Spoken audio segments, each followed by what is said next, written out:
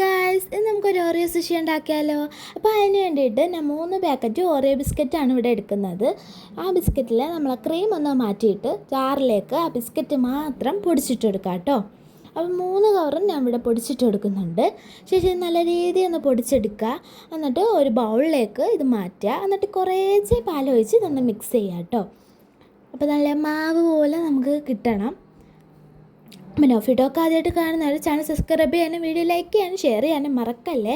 അപ്പോൾ നമ്മളത് മാറ്റി വെച്ചിട്ടുണ്ട്. ഇനി നമുക്ക് നമ്മളെ ക്രീമിനകത്തേക്ക് കുറച്ച് പാലൊഴിച്ച് അത് മിക്സ് ചെയ്തെടുത്തു. പിന്നെ നമ്മൾ നേരത്തെ മാറ്റി വെച്ചത് ഒരു മിനിക്കിനകത്ത് ഇതുപോലെ ഒന്ന് പരത്തി സ്ക്വയർ ഷേപ്പിന് കട്ട് ചെയ്ത് നമ്മൾ ആ ക്രീമും അങ്ങോട്ട് തേച്ചെടുക്കുന്നുണ്ട് കേട്ടോ. അതിനുശേഷം ആ മിനിക്കോടുകൂടി ഒന്ന് മടക്കിയെടുക്കാം.